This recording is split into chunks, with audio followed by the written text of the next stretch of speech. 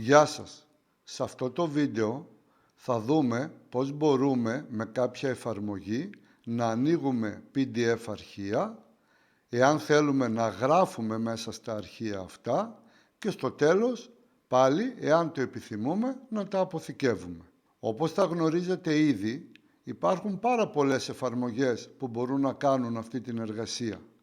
Εμείς όμως εδώ θα ασχοληθούμε με μία συγκεκριμένη που ονομάζεται Foxit PDF Reader. Για να μπορέσουμε να εργαστούμε με αυτή την εφαρμογή, θα πρέπει πρώτα να την κατεβάσουμε και να την εγκαταστήσουμε στον υπολογιστή μας. Πάμε να δούμε πώς γίνεται αυτό.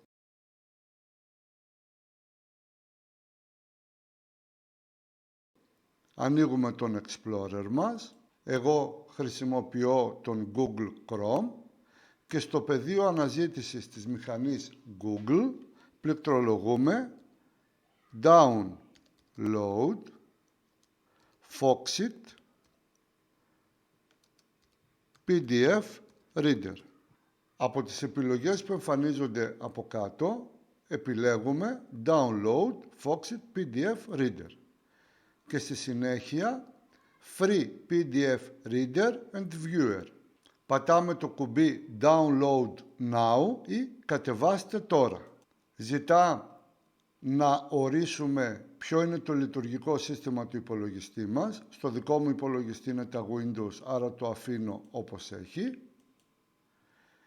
Και να επιλέξουμε την γλώσσα στην οποία θα λειτουργεί το πρόγραμμα. Εδώ έχει αγγλικά, ανοίγω το πτυσσόμενο μενού. Βλέπω ότι δεν υπάρχουν ελληνικά, άρα αφήνουμε τα αγγλικά και πατάμε δωρεάν λήψη. Ανοίγει ένα παράθυρο διαλόγου, όπου μας ζητά να ορίσουμε τον φάκελο μέσα στον οποίο θα αποθηκευθεί το αρχείο που κατεβάζουμε. Εδώ μου προτείνει τον φάκελο στοιχεία λήψης, θα αφήσω αυτό το φάκελο και πατάμε το κουμπί αποθήκευση. Ο χρόνος για τη λήψη του αρχείου εξαρτάται από την ταχύτητα σύνδεσης που διαθέτουμε στο διαδίκτυο.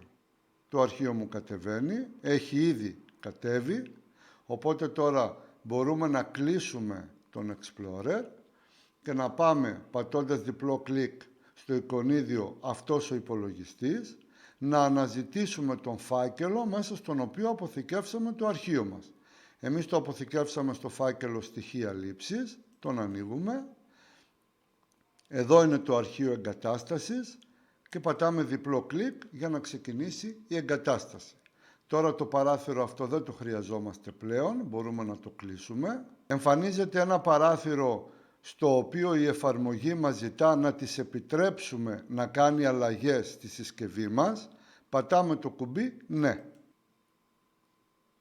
Στο επόμενο παράθυρο πατάμε το κουμπί Next.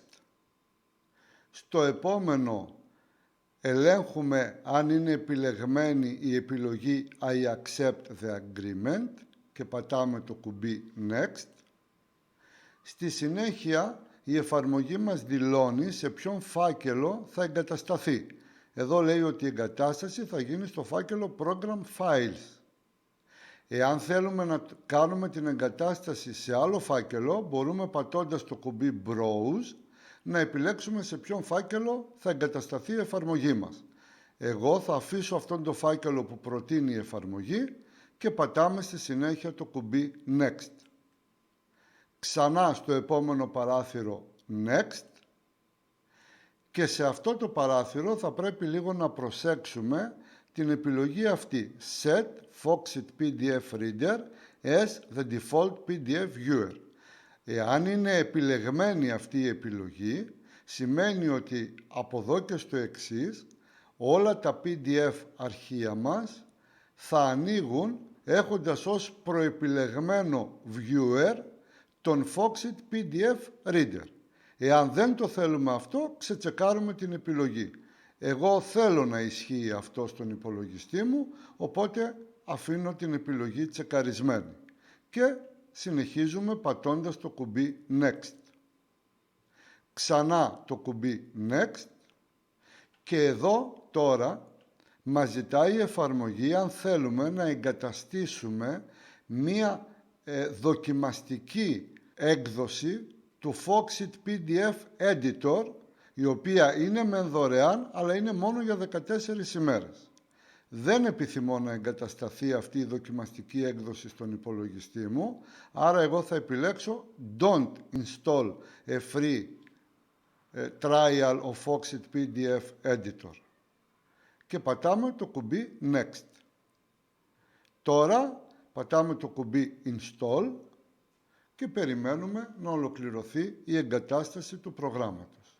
Στο τελευταίο παράθυρο, αν αφήσουμε τσεκαρισμένη την επιλογή Launch Foxit PDF Reader, σημαίνει ότι μόλις πατήσουμε το κουμπί Finish, η εφαρμογή θα ανοίξει αυτόματα μπροστά μας. Εάν ξετσεκάρουμε την επιλογή, και εγώ θα την ξετσεκάρω εδώ, πατώντας το κουμπί Finish, θα ολοκληρωθεί η εγκατάσταση και δεν θα ανοίξει η εφαρμογή. Μπορώ να την ανοίξω μετά, πατώντας τη συντόμευση που έχει δημιουργηθεί στην επιφάνεια εργασίας. Πατάμε λοιπόν το κουμπί Finish και η εγκατάστασή μας έχει ολοκληρωθεί.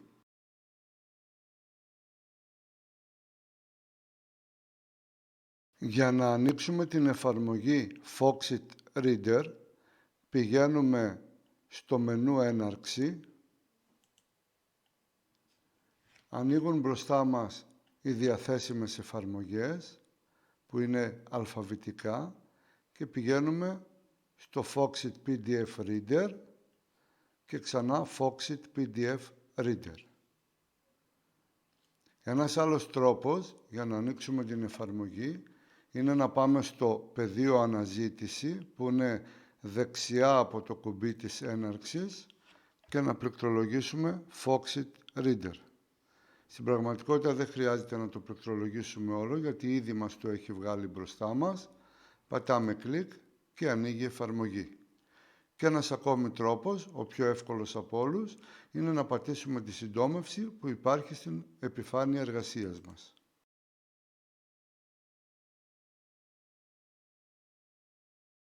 Για να ανοίξουμε το αρχείο που θέλουμε να διαβάσουμε ή να επεξεργαστούμε, πηγαίνουμε στο μενού File, στην επιλογή Open και δεξιά στην επιλογή Computer. Ακόμη δεξιότερα πατάμε το κουμπί Browse και ανοίγει το παράθυρο διαλόγου, στο οποίο μπορούμε να αναζητήσουμε τον φάκελο στον οποίο βρίσκεται αποθηκευμένο το αρχείο που θέλουμε να επεξεργαστούμε. Το δικό μου αρχείο που θα ανοίξω βρίσκεται στο φάκελο επιφάνεια εργασίας και το όνομά του είναι υπεύθυνη δήλωση. Το επιλέγω και πατώ το κουμπί άνοιγμα και το αρχείο μας έχει ανοίξει. Για να κλείσουμε το αρχείο πηγαίνουμε στο μενού File και στην επιλογή Close. Τώρα βλέπετε ότι εδώ στα αριστερά της οθόνης υπάρχει ένας χώρος όπου εμφανίζονται τα πρόσφατα αρχεία, αυτά δηλαδή που έχουμε ανοίξει τελευταία. Το μόνο αρχείο που έχουμε ανοίξει εμείς εδώ μετά την εγκατάσταση του προγράμματος είναι η υπεύθυνη δήλωση. Εάν ανοίξουμε κι άλλα στη συνέχεια θα εμφανιστούν εδώ.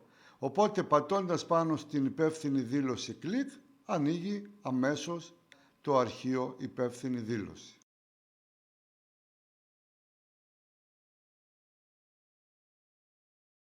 Πάμε να δούμε πώς μπορούμε να συμπληρώσουμε αυτή την υπεύθυνη δήλωση. Βρισκόμαστε στην καρτέλα Home και επιλέγουμε το κουμπί Typewriter. Πηγαίνουμε στο σημείο που θέλουμε να πληκτρολογήσουμε κάποιο κείμενο και πατάμε κλικ. Τώρα είμαστε έτοιμοι να πληκτρολογήσουμε. Βλέπουμε ότι στα δεξιά εμφανίζεται ένα μενού με το οποίο μπορούμε να επεξεργαστούμε τους χαρακτήρες που πληκτρολογήσαμε. Πρέπει βέβαια πρώτα να τους μαρκάρουμε και στη συνέχεια μπορούμε να αλλάξουμε τη γραμματοσυρά.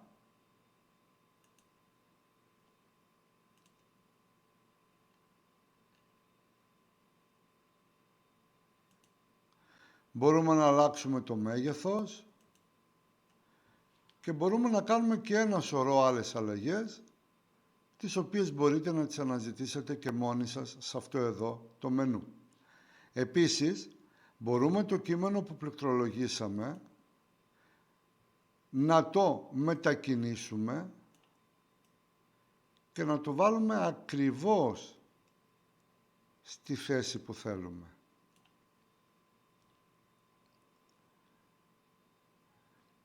Δίπλα στο typewriter υπάρχει το κουμπί highlight.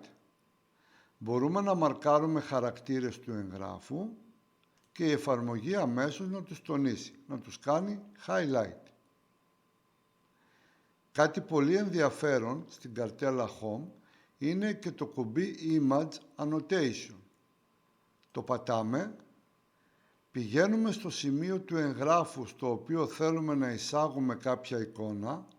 Εδώ στην πραγματικότητα θα εισάγουμε την υπογραφή μας που την έχουμε σε εικόνα στον υπολογιστή μας.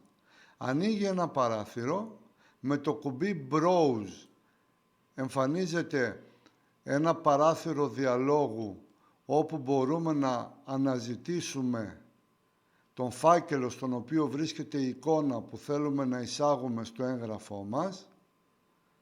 Ας πούμε, μία εικόνα έχω εδώ στα στοιχεία λήψης. Αυτή η εικόνα, Signature GIF, την επιλέγουμε, πατάμε άνοιγμα και στη συνέχεια OK. Η εικόνα έχει εισαχθεί στο κείμενο, μπορούμε να τη μετακινήσουμε σε όποιο σημείο θέλουμε, μπορούμε να την μικρύνουμε ή να την μεγαλώσουμε. Ας την βάλουμε λοιπόν εδώ, που είναι η σωστή θέση. Ας δούμε τι μπορούμε να κάνουμε με το κουμπί Select. Πατάμε κλικ στο κουμπί, ερχόμαστε μέσα στο έγγραφό μας και μαρκάρουμε κάποιους χαρακτήρες. Κατόπιν πατάμε δεξί κλικ πάνω στο επιλεγμένο κείμενο και copy. Τώρα το κείμενο αυτό έχει αντιγραφεί στην πρόχειρη μνήμη του υπολογιστή και μπορούμε να το επικολλήσουμε σε οποιαδήποτε εφαρμογή θέλουμε εμείς. Για παράδειγμα, σε ένα έγγραφο Word. Δίπλα από το Select υπάρχει το κουμπί Snapshot. Το πατάμε, ερχόμαστε στο έγγραφό μας, πατάμε κλικ σε ένα σημείο του εγγράφου, σέρνουμε το ποντίκι μας μέχρι το σημείο που θέλουμε να επιλέξουμε. Αφήνουμε το ποντίκι και μας πληροφορεί η εφαρμογή ότι η επιλεγμένη περιοχή έχει αντιγραφτεί στην πρόχειρη μνήμη του υπολογιστή. Πατάμε OK. Τώρα μπορούμε να ανοίξουμε μια οποιαδήποτε εφαρμογή, τη ζωγραφική για παράδειγμα, και να επικολλήσουμε αυτό το στιγμιότυπο που μόλις αντιγράψαμε στην εφαρμογή της ζωγραφικής. Αρκετά ενδιαφέροντα πράγματα έχει και η καρτέλα Comment. Πατάμε λοιπόν κλικ πάνω της και πάμε να δούμε το κουμπί Drawing. Πατώντας το, ανοίγουν κάποιες επιλογές. Μπορούμε δηλαδή στο έγγραφό μας να σχεδιάσουμε ορθογώνια, οβάλ, πολύγωνα, βέλη, γραμμές κτλ. Ας επιλέξουμε την επιλογή Arrow.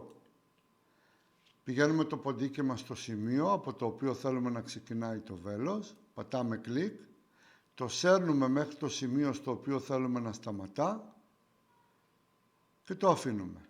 Το βέλος μας είναι έτοιμο. Δεξιά βλέπουμε πάλι ότι υπάρχει αντίστοιχο μενού με το οποίο μπορούμε να κάνουμε διάφορες μορφοποιήσεις στο βέλος που μόλις τραβήξαμε. Δίπλα από την επιλογή Drawing υπάρχει η επιλογή Pencil. Εδώ το ποντίκι μας γίνεται μολύβι και μπορούμε να γράψουμε ελεύθερο κείμενο. Μπορούμε κατόπιν να πάρουμε τη σβίστρα, εάν το επιθυμούμε, και να σβήσουμε ό,τι είχαμε γράψει με το μολύβι. Τώρα θέλω να επεξεργαστώ ξανά το βέλος ή να το σβήσω. Δεν μπορώ να το επιλέξω όμως, γιατί επάνω είναι επιλεγμένη η σβίστρα. Θα πρέπει να πάω ξανά στο Drawing, να επιλέξω το arrow και τώρα μου δίνει τη δυνατότητα να επιλέξω το βέλος και ή να το επεξεργαστώ από το μενού που μου δίνει στα δεξιά ή να το σβήσω, πατώντας delete. Το ίδιο ισχύει και για τους χαρακτήρες που πληκτρολογήσαμε για το κείμενο. Για να μπορέσω να τους επεξεργαστώ, θα πρέπει να πάω στο κουμπί Typewriter. Και τώρα μου δίνει τη δυνατότητα να πάω στο κείμενό μου και να κάνω διάφορες αλλαγές. Για να εμφανιστεί ο κέρσορας μέσα στο κουτί που είναι γραμμένο το κείμενο, πρέπει να πατήσουμε 2 φορές κλικ. Εδώ, σε αυτή την καρτέλα, υπάρχει και η επιλογή Area Highlight. Πατάω το κουμπί και τώρα μπορώ να επιλέξω μία ολόκληρη περιοχή στην οποία θέλω να εφαρμοστεί το highlight. Να μην ξεχάσουμε ότι και εδώ στα δεξιά εμφανίζεται αντίστοιχο μενού όπου μπορώ να αλλάξω το χρώμα και να κάνω και διάφορες άλλες τροποποιήσεις. Επάνω στην κορυφή της εφαρμογής υπάρχει το κουμπί της ανέρεσης. Πατώντας το, ακυρώνουμε την τελευταία εργασία που κάναμε. Υπάρχει όμως και το κουμπί της επανάληψης, με το οποίο επαναφέρουμε την εργασία που ακυρώσαμε. Όταν ολοκληρώσουμε την επεξεργασία του εγγράφου μας, μπορεί να θέλουμε να το αποθηκεύσουμε, έτσι ώστε να κρατήσουμε τις αλλαγές που κάναμε. Πηγαίνουμε στην καρτέλα File και στην επιλογή Save As, για να μας δώσει τη δυνατότητα να δώσουμε διαφορετικό όνομα στο αρχείο μας, στο επεξεργασμένο αρχείο μας, ή να το αποθηκεύσουμε ακόμη και σε διαφορετικό φάκελο, έτσι ώστε να έχουμε και το πρωτότυπο, αλλά και το επεξεργασμένο. Πατάμε λοιπόν το κουμπί Save As και στη συνέχεια πηγαίνουμε στην επιλογή Browse. Επιλέγουμε τον φάκελο στον οποίο θέλουμε να αποθηκεύσουμε το επεξεργασμένο αρχείο μας.